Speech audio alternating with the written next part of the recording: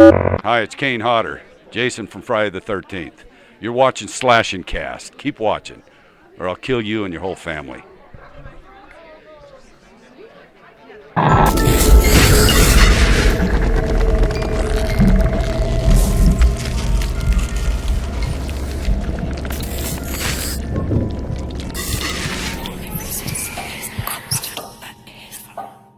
What's going on, horror fans? Welcome back to another episode of Slash and Cast. My name is Riley. That is Nick. Before we jump into things, make sure you check out our stream. Should be a few this week, and also movie nights will be returning, I swear to God, Thursday, maybe. But you know what it is. New merch store is now launched. The sale is over for Cyber Monday and Black Friday, unfortunately, so if you missed out on that, I apologize. But it's still there. They make great Christmas presents. Got the mugs, you got beanies, you got shirts, you got sweatshirts, even a blanket if you're feeling crazy. You can also head over to hellojuniper.com/slashandcast for that PS4 giveaway. We were supposed to announce it on here a long time ago. We kept forgetting. So it's been we've posted on different videos on Twitter and on streams and whatnot. But hey, for those that only watch Slash and Cast, we have a PS4 giveaway going on that's fully custom PS4 Pro, 1 terabyte edition that has a very cool Part 4 Jason on it and the Friday the 13th logo. Comes with a copy of Friday the game, a physical copy, of course. So, hey, enter or don't. Like I always say, don't enter because I'll keep it. True. It's nice. It's real nice. Make sure you also join our Discord server. It's partnered. It's a great place to catch all of our content, including when we go live, every gaming video we put up. And that's also where you'll be able to, join our movie nights. Like I said, they're coming back. Yeah, drive-in type elements with intermissions and a pre-show. They're nice. Yeah, there's gonna be one yesterday, but we streamed instead. So it basically just comes down to our stream schedule. When there's an open gap, we'll be in movie night. That's how it works. All right, let's jump into our topics of the day. Of course, opening up with Friday the 13th, the game. Now, we already posted a video on this by itself, but we like to discuss things further and give legitimate opinions on things, which I actually I gave a little bit of an opinion in that video. Usually I don't do that. I usually just drop the news and I walk away, but this was a little bit frustrating one. So Ilphonic posted on Twitter, this was on like the 28th, which we expected to be the day new patch would drop. Made sense. It was on a Tuesday. That's kind of what they're used to doing. Well, they had a public post that was like, hey, no patch this month. Sorry. And then they had a forum post that went with it that basically tried to explain it. She's like, hey, we never planned a patch this month. We're working on new content. This one's gonna be dedicated to bug fixes. Basically, what I got from it is we're not ready. It's as simple as that. They didn't really say what was coming specifically with the content in the next patch, but they're like, hey, check the roadmap. And as you guys know, Virtual Cabin 2.0, offline bots, single-player challenges demo, new map, and new counselor are all next before the snowflake. It's good. It's good that they acknowledge the roadmap. Yeah, that means they're basically still planning on getting all that out before the snowflake, which could be December 21st or Christmas. Yeah, it could be in the new year as well. That'd be really stupid, but it could be. Yeah. No matter what's this month. At some point this month, we're getting all of that content. That's a shitload of content, especially considering... That's going to be a big patch. That's going to take a while to download. Yeah, the single player is literally, it's going to be a game in itself. Right. So, granted, we are only getting, a demo of the challenges, which is probably just one challenge. Yeah, it's probably very simplistic. So whatever, though. I'm more excited for Virtual Cabin 2.0 at this point. Yes. That's what I'm really pumped for. Speaking of all that single player stuff, everyone asks us. We are going to cover it. There will be videos on it. And we might, don't quote me on this because we're not sure yet. We're still debating. We might go into Virtual Cabin 2.0 for a stream and search with you guys for Easter eggs and then post a video about it later. But don't quote me on that. We're still experimenting. Make sure you click the notification bell to get notified every time we post one of those videos. Exactly. So now the question is, when is this patch coming? Because they said, hey, no ETA, which is one of the worst parts about this announcement in general because you left us wide open. What's better, soon or no ETA? Honestly, no ETA. Yeah, because now I'm like, it could be way out. So if it comes like tomorrow, it's more of a surprise. But when my personal opinion, we gotta get it. Probably a few days, if not a week before Christmas. The 25th lands on a Monday, Christmas Day. If they launch, it's gonna be another day where a lot of people open their Christmas presents, might see Friday the 13th the game. If that doesn't have single player with those new players, especially because servers might be overloaded again. Exactly. You want to be able to have something there to cover that up. Right. To cover up those issues. The thing is, I always said the smart way to go about it. Now, I'm not a developer. I'm not a distributor by any means. But I think the smart way to go about it would be to drop a single player in its own patch. That way, soon. Yeah, like now. Yes. Like right now. 2 weeks ago.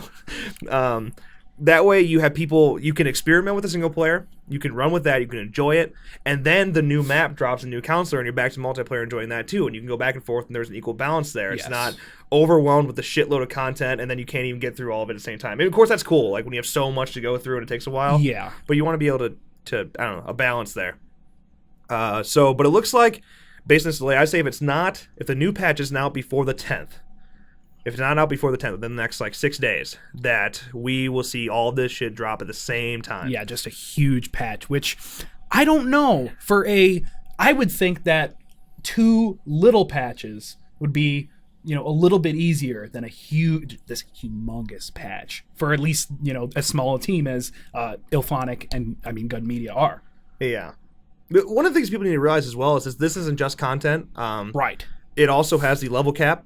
This new patch will have the level cap, which means new Jason skins, new kills, new clothing packs. Right. All of that dropping at the same time. And also, unless you drop a level cap without the content that's supposed to be in the level cap, because that would be stupid. That's a big mistake. Yeah, don't do it. Yeah, and all your levels and multiplayer is all saved on servers, so that's more space needed. Yeah, and then per person. When this is another thing that I think this is why I thought single player should drop by itself instead of with multiplayer, because it's based on what Randy said during his streams, and this isn't confirmed, but he pretty much just basically came out with it.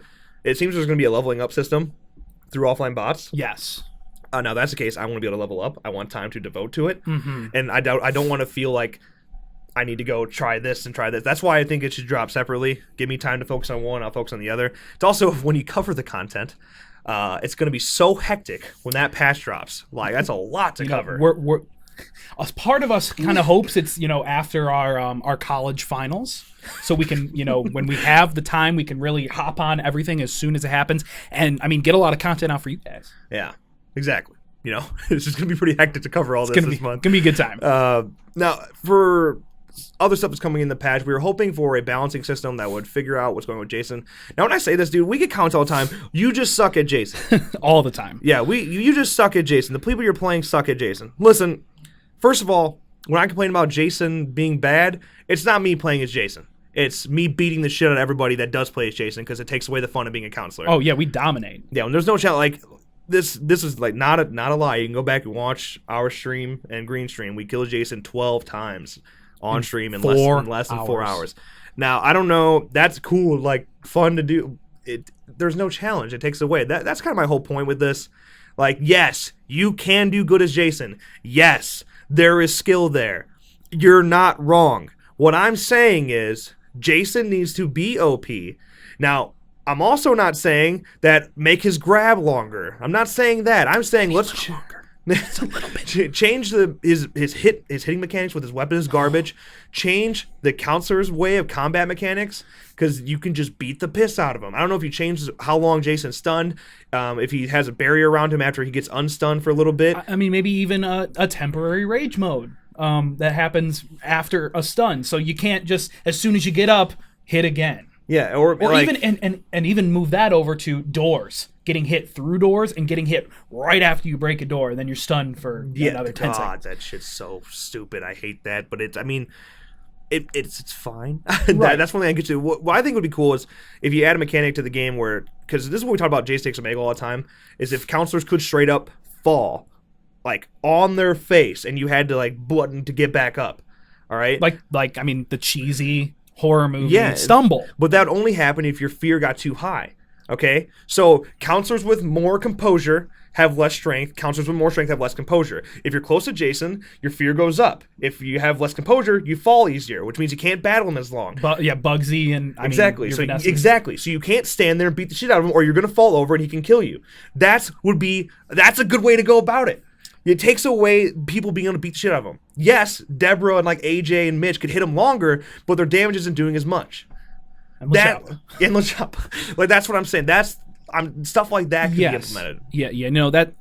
That's really the a good constructive way to think about it. Because obviously game development isn't easy. We can't just say do that, make this better, do this. Obviously, we don't have any real in-depth knowledge on how to make that work. Yeah, that's just an idea, and giving ideas is what will make an indie game better. Yeah. Same with what Jason's on his back. We say it's like every week, but man, like there's got to be some way to. I don't want people teabagging my face. I mean, maybe just a, and it'll swipe them. Maybe you make it so you can't die from that. Maybe, but you can still take damage then. Yeah, anything. Yeah, just something. Just so laying on the people- ground, you're getting teabagged, you're dancing around, you can just swipe. A game of karma. That's what I want. Exactly. In terms of stuff like that. My whole point for this whole situation is the fact that we wanted a different balance to come to the game, and they said, yes, we're addressing balance. We know it's an issue, but it's not going to be in this patch. There will be balance. They will change a little bit. There will be some balancing issues to help with Jason, but for the most part, the new patch is dedicated to bugs and content, and that's it. So hopefully, this is what Randy, because people came to their tweet nets like, Randy said Jason wasn't nerfed. Not on purpose. Jason wasn't nerfed on purpose. They fixed bugs that were causing Jason to be too OP, which was the traps, the grab range. And this is what Randy straight up said. He's like, we fixed those bugs, but the bug fixes caused a nerf on Jason, and the nerf was too much. So they're gonna redress the balance, but that's not gonna come until like January probably now. And I know we're gonna get these questions. Dedicated servers. Yeah, it's got to be. They just posted on their F13 support like every day. Dedicated servers are coming soon. Stay tuned for more info. It's still there. That's good. Yeah.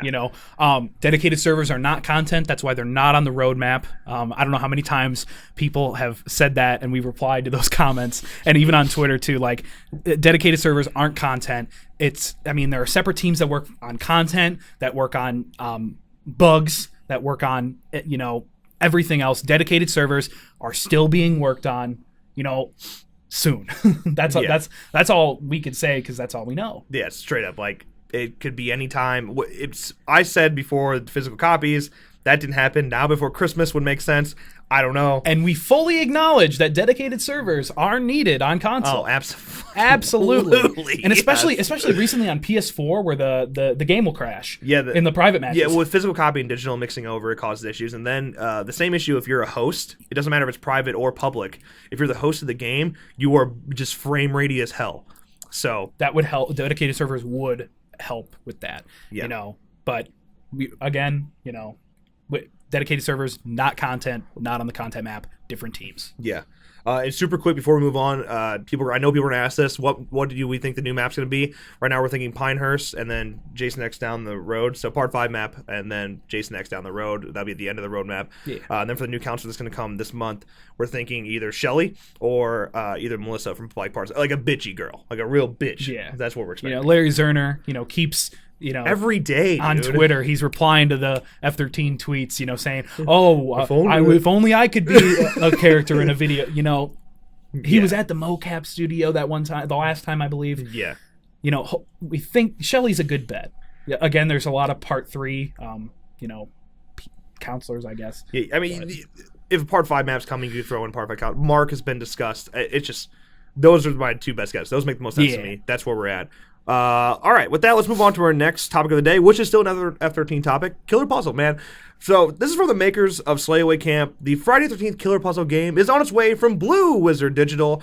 In the Friday the 13th Killer Puzzle, players control Jason by sliding him around an isometric puzzle level to attack his victims, either directly with a variety of weapons or indirectly by frightening them into environmental hazards like campfires, bear traps, and wood chippers. Ooh. So, we got the announcement that that they got, rights to Friday the 13th to be able to use it for this game. Yeah. And so now, cool. Yeah, that came with, not that much information, but now via Friday the 13th, the franchise, we have some new images from the game, which includes some of the available weapons, which includes a frozen fish, a walking cane, and a crowbar, some of the playable Jasons, and more. Yeah, there's a bunch going on here. There's some stuff that gives real homage to the franchise, including like classic Jasons, the Baghead Jason, and then you have stuff that are a little more campy, a little funnier. There was a frozen Jason, the frozen one, which was blue. You have a jailbreak Jason, which prison break Jason.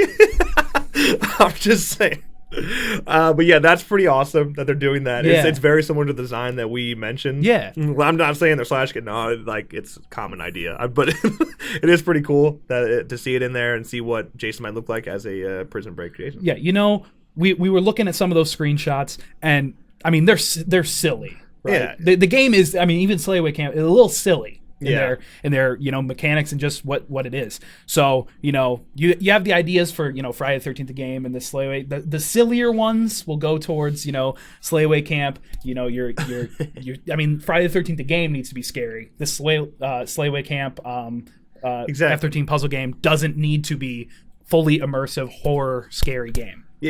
True, exactly. And the thing is, Killer Puzzle and F13 the game themselves, like on media, they're supporting each other. Wes is in the game. Yeah, even Wes Keltner is in the mobile game. Yeah. So now you want to take out all your anger on the bugs? Time to kill Wes. That's what he tweeted. Wes tweeted that. That was hilarious. Yeah, so that, and then, now Larry Turner might be in it, because Larry replied to them as well. It's like, oh, that sounds cool. I wish I could be in a video game. And they said, hey, send us a DM. So, who knows? Who knows? Can I be in the game? Please. Slash and Cast shirts in the game. It doesn't need to be us. Just have someone else. Have Wes wearing our shirt. Please. Genius. So Friday the Killer Puzzle releases on iOS and Android in Q1 of 2018, a.k.a. early 2018. We will continue to cover it. It looks awesome. Yeah. So we're going to stay tight to it. It's definitely going to be fun. Yeah. So stay tuned for that. We will cover it forward. But check it out. Follow them on Twitter. Yeah. Good guys. Their tweet game, strong. Right. And you can check out all the information from the Friday the 13th franchise in the link down in the description. With that, let's move on to our next topic of the day, which is another Friday the 13th topic, of course. The Jason Goes to Hell, the documentary. So if you haven't seen the original Crystal Lake Memories, first of all, you should. It's very long. It's like 7.5 hours, but it a great documentary and breaking down the entire franchise. But there is more to be told about the one and only Jason Goes to Hell, and now they're focusing on a new documentary called The Dark Heart of Jason Voorhees, The Making of the Final Friday. Wow, that's gonna be big on a poster. Yeah, just the whole poster is just gonna be the title. Yeah, Okay. Now this project is directed by Nic Hunt and produced by Jason Goes to Hell director Adam Marcus, who we've heard a lot about lately. Mm-hmm. Now this is a basic synopsis. This isn't I don't know where I'm gonna nitpick the hell out of this in a second, but this is what they gave us across press releases. So let's go over this, okay? Quote, through interviews and behind-the-scenes details, you understand the unique landscape the series was in at the time, having just changed studios and already being on the road to the eventual Freddy vs. Jason film, which wouldn't see release for another 8 years. You will see the unusual hand Adam Marcus was dealt in the immense pressure and scrutiny which was placed on him during production. And you will see genre greats, both who were in the film and not, weighed on Jason's journey to hell. In Jason Goes to Hell, you learn secrets from Jason you never knew before. In The Dark Heart of Jason Voorhees, you understand what was and what could have been about the final Friday. So, first of all, I don't know if this is a misquote or something. Jason Goes to Hell came out in 1993. Freddy vs. Jason came out in 2003. Does that equal 8? No, it equals fucking 10. I don't really... So when you give me... That's the first thing you give me about it. Makes me a little nervous. But that could have just been a messed up guy in communications. Yeah. We know all about that kind of stuff. So I'm going to go ahead and let you go to your quote here before I jump on to more I want to say about it. All right. So director Nic Hunt said, quote, Jason Goes to Hell is one of the most highly criticized but highly talked about in the entire franchise. And in my estimation, it took pure balls to make that film. I want this documentary to clear things up and for people to hear it directly out of the horse's mouth. I want them to hear the good, the bad, and the ugly. Plus, get close up close and personal with all the people that were involved in making the film. So here's the thing. Jason Goes to Hell is a very unique story, and it's not a bad idea to make a documentary on it. I don't disagree with that at all. What I'm afraid is going to happen is it's going to be a big excuse train. Yeah. That's what I'm really worried about. Don't push the ideas like this was the right idea to take. It was ballsy, but being ballsy sometimes isn't a great thing. Yeah. In terms of where you take it. I think it's a very original, very creative film. It's kind of the Halloween 3 of the franchise, but the problem is that character of Jason is still there. And it's, I don't know. And one thing I always say is you come in as a new director and you kind of change something so quickly and so drastically, especially when one of the points going for a new production company. Right. It just seemed stay with the formula. Don't. Especially going to a new company, man. You got now's the time where you got to warm yourself up, earn trust of your audience before you start taking more risks. Before you take a risk, yeah. Yeah, exactly. Let's build our way up. That's the kind of I've always said about Jason Goes to Hell. It's it is ballsy. It's very cool, original. Has really, really good special effects. Yeah. But it's just I don't want to hear an excuse that I hate when people say fans just don't get it. fans just don't get it. You just don't get it, fans, because you hear that all the time about this film. I remember. I think it was probably a year ago. We were talking about. I forget what it was, but somebody said the fans just don't get it. I forget what movie that was, and we reamed them. It was Justice League, man. Yes. It was a DC movie. It was a DC movie. It was Batman versus Superman. Batman vs Superman. Fans just don't get it. What the fuck you mean? I don't get it. Make a good movie, maybe we'll get it. Not like I said. I think this is a really good idea. I just don't want it to be an excuse train. Right. Especially what's happened with Adam Marcus lately and this whole Deadeye being canon stuff. This is a big risk. I don't want to hear an excuse train for it. So don't do that to me. Like I said, like the 8 years thing. When that's the first thing I read, I was like, 8 years? Oh, man, that ain't right. Do the math. 10, man. 10. I don't know what they're... seriously, I don't know what they were trying to pull there. Like, just not a good way to start. You're making me nervous. But like I said, dude, it would be really cool if done well. Yeah. All right. This is a different topic. We're going to move on to our next topic. This is a weird one. It's not exactly horror, but it's going to be a horror show, if you're asking me. Mm-hmm. So Scooby Doo. First of all, I love Scooby Doo. Huge fan of Scooby Doo. Always have been. This is why I want to talk about this so badly, because I have opinions on it. I mean, look at who the Slash and Cast Twitter account. Look at who they follow. Seriously, it's like a good probably third of the accounts are Scooby Doo and Scooby Doo News. yeah, good stuff. But here's the thing: new film coming out covering Daphne and Velma. You know, the teenage girls of themselves. Okay. Now, they're getting their own origin story in a live-action feature-length film from Jennifer and Ashley Tisdale's production banner. Okay. So, yeah, it's being produced by Tisdale Sisters, the Blondie Girl Productions, and Warner Brothers Television Group's Blue Ribbon Content Digital Studio. Sarah Jeffrey and Sarah Gilman are set to star as the title roles, of course, Daphne and Velma. Now, the film is currently shooting in Atlanta and set to be released by Warner Bros. Home Entertainment in 2018. The studio isn't disclosing distribution details at this point. Okay. Wait to hear the synopsis. So Daphne and Velma tells the story of Daphne Blake and Velma Dinkley before they team up with Scooby and the rest of the Mystery Inc. gang. The mystery-solving teens are best friends, but have only met online until Daphne transfers to Velma's school, Ridge Valley High, stocked with high-tech gadgetry by the school's benefactor, tech millionaire Tobias Bloom. While their peers vie for a coveted internship at Bloom's company, Daphne and Velma try to uncover the reason why the school's brightest students are disappearing, only to emerge again in a zombified state. Okay, here's the thing. It's not the most disgusting synopsis ever. The problem, dude, like, it's an origin story for a show that came out in 1969. So, why is there online? Why are they meeting online? And you know how young there's been like kids. What is canon anymore in Scooby Doo? and I have another very valid question. Who asked for this? Who asked for this? Yeah. It's I don't really get it. My Scooby Doo inner self is like, oh, cool. A Scooby Doo movie. Oh, a Scooby Doo movie. All right. How about fuck this movie? Let's just keep focusing on the animated Scooby Doo coming out in September of 2018. Yes. That's the one that matters. I don't understand this. And I like Ashley Tisdale. Didn't realize she could produce stuff. But Blondie Girl, which this was the Tisdale's production banner, is committed to telling stories from a female perspective, and we could not be more thrilled to give. This is a quote from Ashley and Jennifer Tisdale, by the way. I apologize. And they could not be more thrilled to give Daphne and Velma their own stories. So excited to partner with Warner Home Entertainment and Blue Ribbon Content to introduce a new generation to the smart, charismatic, fearless females that we all know and love. I get it. You want a girl power movie. Yeah, I'm all for that. Exactly. Like, that's totally fine. Have a female power movie. That needs to be more a thing in this generation. It needs to be a lot more in cinema, especially with all the shady fuckers that are coming out in Hollywood right now. Yeah. Okay? They need to have female-driven stuff.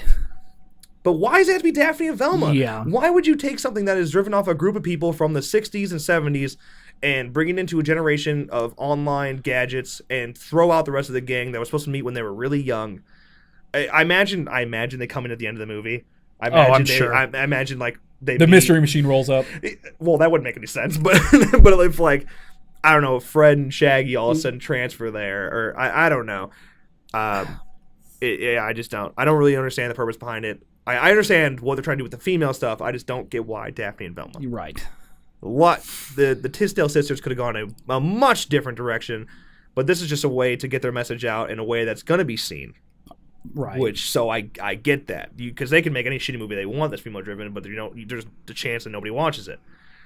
But if you got Daphne and Velma on there, and Warner Brothers, of course, I mean, Right. there's a chance. I just wish it would have been different. You're gonna ruin it. This is why I say, like, people always try to share these culturally correct films, and we're trying to drive all these different things, which is great. It's a great thing that needs to be in Hollywood. But when you do it and you make a shitty movie, you're not helping anything. No. It's just gonna make it worse, man. Like, focus on a good story. Don't ruin a story that everybody loves and knows. Even today, kids still watch Scooby Doo. Yeah. So that's my point. You're gonna hurt yourself in the long run. Okay, last topic of the day. This is good news. This is what I'm excited about. And on a good note. And on a good note. That doesn't happen often. Usually we end on the worst we can do. Stranger Things, man. Netflix is wasting no time in moving forward on the 3rd season of Stranger Things, officially announcing the continuation on Twitter on last Friday morning. Netflix did a poll on Twitter asking, should we make another season of Stranger Things? Yes or nope? Guess what? 2 minutes later, they replied with this tweet, simply reading, "For the love of Steve, duh. So hold tight, baby. Dart season 3 is officially happening." 2 minutes. 2 minutes. 2 minutes. That's Yeah. all they needed. Isn't that sad? Like, Jesus. Those guys are all, like, insane. Like, all the people that are in Stranger Things, their Twitters, insane. Finn, he posts just dumb polls on his Twitter. Yeah. They get a shit ton of votes. Oh, no, they get 100,000 votes each. They're so dumb. Why? And there's yes or no. Yeah. Like, he does stuff like that all the time. I mean, those kids, man, they're talented. I mean, the whole cast is just talented. We don't need to tell you this. We don't need to tell you this. Just watch Stranger Things. Have you haven't finished Stranger Things 2, have you? No, I have not. We wanted to review it, but this guy ruined it. I saw it the day it came out, man. I was over that. I'm on episode 2 of season 2.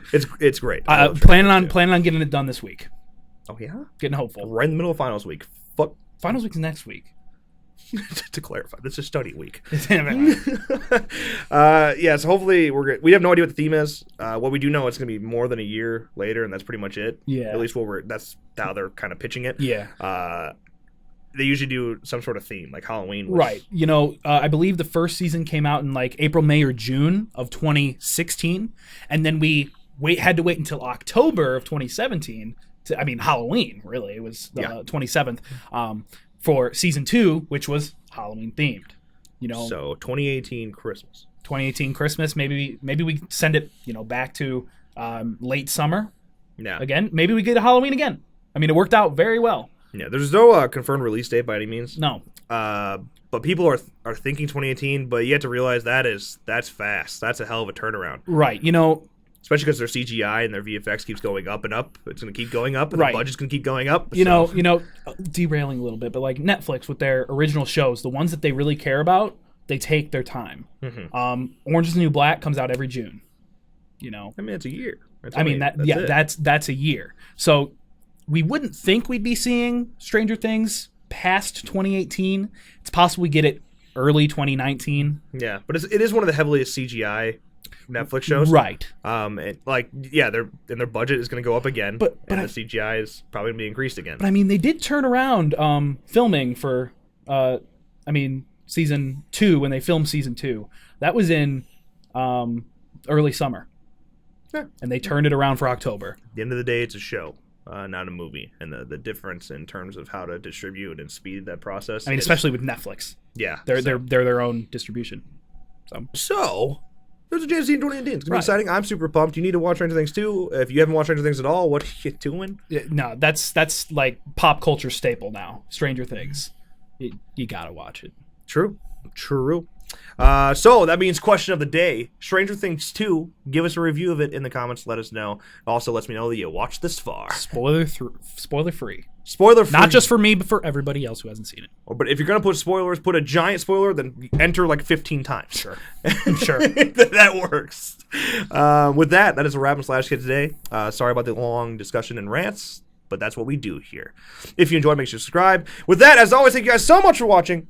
Editor, roll that outro. Hey, you. Thanks for watching this episode of SlasherCast. If you enjoyed, make sure you drop a like and click that box right down there to check out last week's episode. Also, if you want to check out the film the fans are calling the best fan film of all time, make sure you click that box right down there to check out our Friday the 13th fan film. While you're at it, click that circle right there to subscribe to our channel. Never miss a video again. As always, thank you so much for watching, and we'll see you next time.